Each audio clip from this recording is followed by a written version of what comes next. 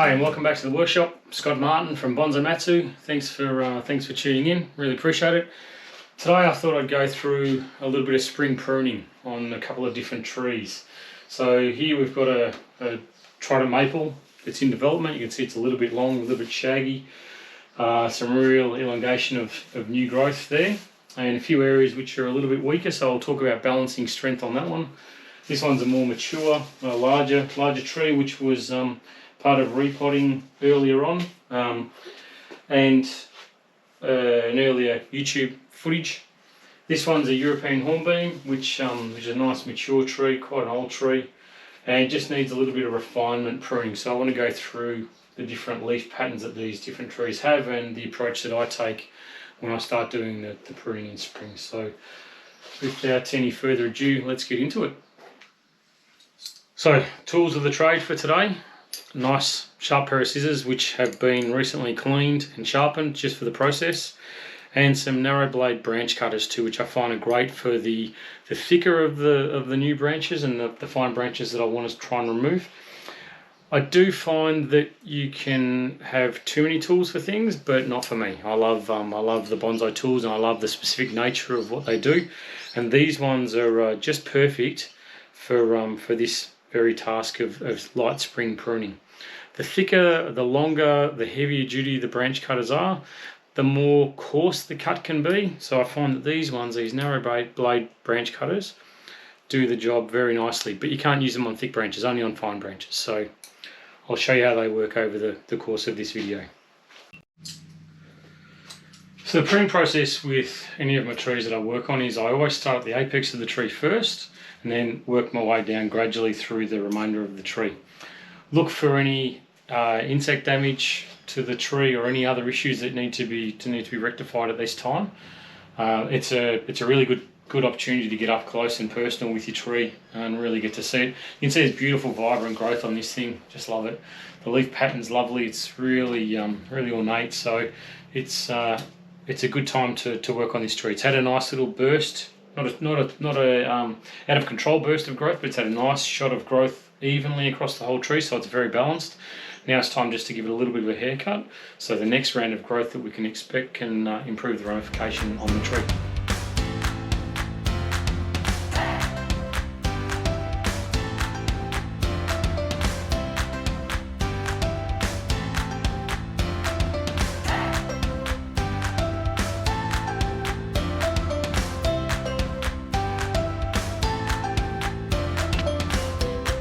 So what I'm doing with this tree, as you would have just seen, is I'm cutting back to reduce the internode length on the tree. So if you can see from where we've had new growth come through, I'm cutting back to the second or third leaf. Now, depending on which leaf is the last that I leave, because they're alternate leaf patterns, the last leaf that I leave, there's a bud at the base of that leaf, and that will be the future direction of the new branch that starts to grow. So what I've got to be careful of when I'm pruning is I don't prune for future growth to start crossing over each other like this. So I want the new growth to grow away from each other. So I've got to be careful and make decisions quite quickly, but I also want to make sure I don't create a bit of a bird's nest with the future pruning, future growth of the tree. So take for instance this branch here. First little leaf that comes out, second, third. Third starts to grow away from the tree, so I cut it just past that, leaving this leaf as my future direction of the branch coming out here. If I cut it back to the second, that branch would then eventually grow back in this way, back across the apex. So I must make sure that when I'm pruning, that I'm cutting back to have the growth continuing out in a nice radial fashion.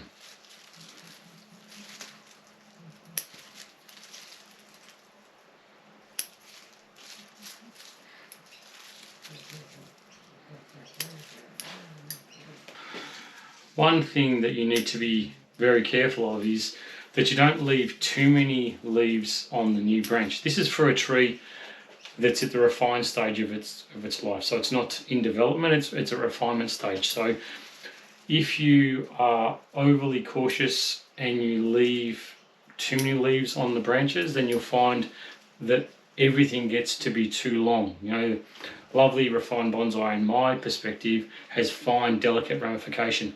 So by not cutting back hard enough, means that I'm going to have longer internodes, and the next batch of growth is going to be longer again and longer again. Eventually I'm going to have to remove all of that growth to get back the structure of the tree as I want it. So when I'm pruning this spring growth, I'm very acutely aware that I need to be precise with where I'm cutting and how far I'm cutting back as well, to make sure that my next round of growth will not be a waste of time. Effectively, if I leave it too long now, the next round of growth is going to be wasted, and therefore I'm going to have to end up cutting back. So I'm going to go, 2 steps backwards rather than 2 steps forward with the progression of this tree.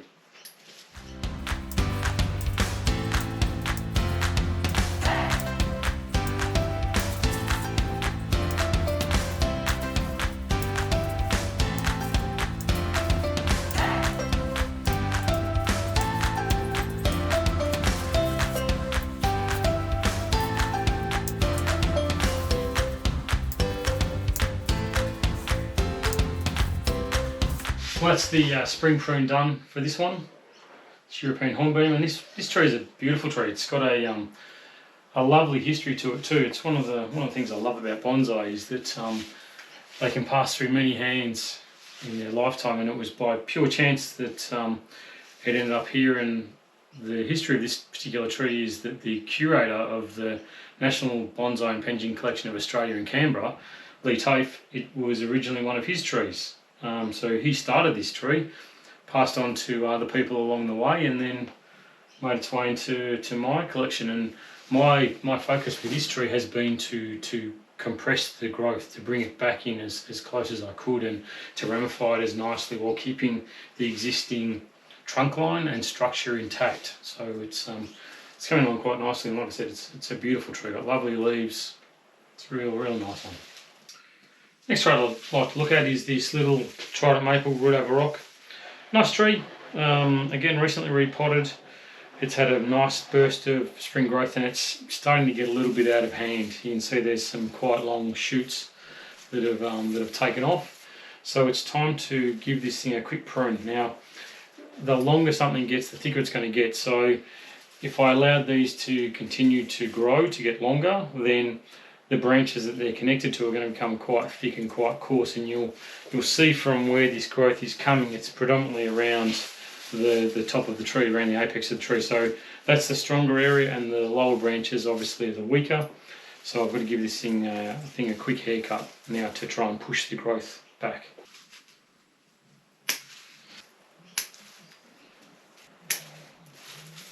But pruning back to the first pair of leaves, you'll notice that the Trident Maple has pairs of leaves which alternate. So 2 this way, 2 this way, 2 this way, 2 this way. So I'm cutting back to the very first pair, closest to the intersection with the branch, and then removing it. If I find some of the thicker, longer branches have got too coarse, then there's an option to remove them entirely, to prevent it being too coarse at the apex of the tree, which is where I'm working right now. I'm also removing some of the smaller, thinner ones that haven't started to shoot out just as yet, to control the growth. So same process again, starting at the apex of the tree and then working my way down lower. The next process that this tree will go through is defoliation, which will either be partial, area specific, complete, or maybe just a few branches here and there, just something very light, so it can let more light and air into the inner areas, because you can see it's quite thick. And what I'm concerned about is that if this stays quite thick and dense, that eventually the inner buds, the areas back in here that I need to cut back to at some point in the future, will die off because they won't be able to get light and air in there. So I need to make sure that through the process of defoliation I can have sunlight and air in there, which encourages growth in closer to the trunk, which means that when my branches get too long and continue to push and continue to grow, I can then cut them and shorten them. Okay, so that's cleaned up, given its haircut, and you'll see around the back here there's one that hasn't been touched. Now that's going to be used as a sacrifice to continue to thicken the lower base of the trunk. So I'll give that maybe a year's growth and then it'll be removed. But like I said, the next thing for this tree is going to be the defoliation process to open things up. But that's a spring prune. Another thing, this is a fertilizer tea bag. There's other videos you'll see on my process for fertilizing through the tea bag method, just an organic fertilizer that's applied on a monthly basis throughout the growing seasons of spring and autumn. So that's that one done for now. Let's get into the last tree for this video, which is the large trident maple. Okay, so the last tree for this video is this trident maple. You'll see it's got quite a lot of growth on it. Not really out of control, just a few long spears around here and a few down in the lower areas. And this tree has been in development for quite a while, so it's at the point where it's starting to become quite a refined and nice tree. There's been quite a bit of work done on the lower branching to thicken them, and in fact there may still be some work to do with some lower branches, especially on this side of the tree. That's where we can use some of this spring growth, the spring energy that's been produced in these areas, to continue sacrifice branches. Now there were sacrifice branches on both lower branches on the left and right side of the tree, and they were allowed to grow for years and years and years, probably 3 or 4 years, cut, grown, so they didn't take too many of the tree's resources from other areas of the tree. Then last fall, they were cut back, and now you can see that they've got lots of new growth in those areas. So we may still run sacrifice branching on one side of the tree, and on the other side we'll refine it back and start the ramification process. So again, starting at the apex, working my way down, I'll just be having a look through. Now is not the time for defoliation for this tree, it's purely the spring pruning. So I'll be making this one look a lot nicer, less shaggy, and controlling some of the growth.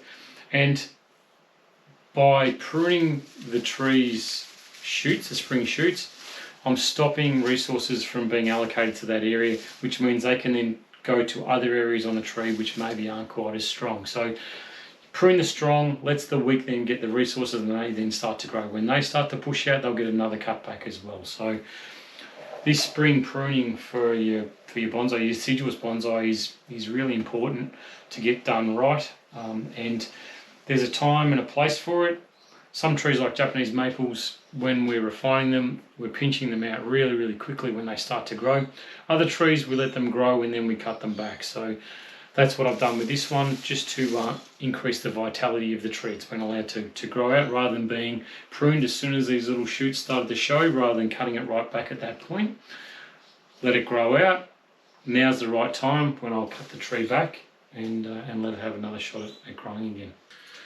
So the process again, quite simple. Working back to the first pair of leaves on the shoots. If I think that an area, especially around the apex of the tree or on the tips of the fine delicate branches, that I think's possibly too strong for that area, as in too thick, then the option is to remove it at this point, which is what I'll do right now. So you'll see on this one here, it was quite coarse and quite thick at the base. So rather than having that continue for another few years, where I'd go in and take that section out and leave just the first two, I've cut back to an earlier bud, which is allowed then to continue to grow, which will lighten that area of the apex. It's really important not to let them get too thick.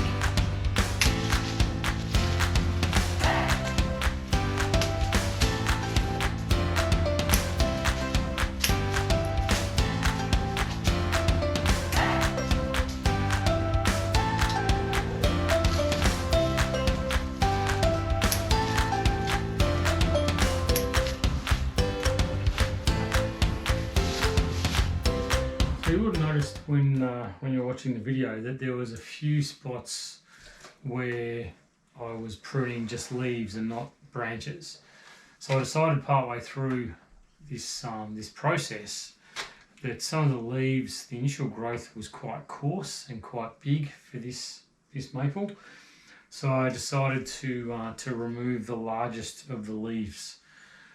That has a couple of benefits to it. Lets a lot of sunlight in, and encourages budding as well through those areas. And it also means that the second round of growth that comes, the next flush of leaf, will be a smaller size and more in tune to where I'd like the tree to be. So this is really common for this tree in particular. Always starts with a nice big leaf, then I manage it appropriately, and the leaf size gets smaller throughout the growing season with the second and third and fourth flushes of growth. So you'll notice on this side of the tree there's one long shoot left. As mentioned earlier, that's the sacrifice branch. I still want this lower branch to become more significant and thicker, and the process that I use for that is to allow sacrifice growth to draw resources to that area. As I said earlier, the longer something gets, the thicker it's got to get. So if I can allow this branch to shoot out and grow, metre and a half, something like that, it's got to get quite thick to stay in touch with the branch, which means at the base where that comes into contact with the branch that I want to thicken, we'll need to get thicker to support that sacrifice branch. So for now, this tree is running another sacrifice branch. Again, I'm in no rush with it. It's been running sacrifice branches for quite a number of years, and it's another couple of years. Anyway, I hope you enjoyed it. Thanks for tuning in. Thanks for sticking around too. I love when you guys come along. Give me a like, subscribe if you haven't already. There's quite a few people that have, so thank you very much to everyone that has.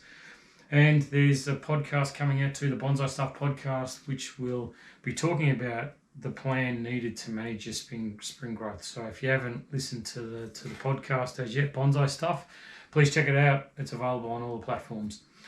So thank you for sticking around, and until next time, happy bonsai.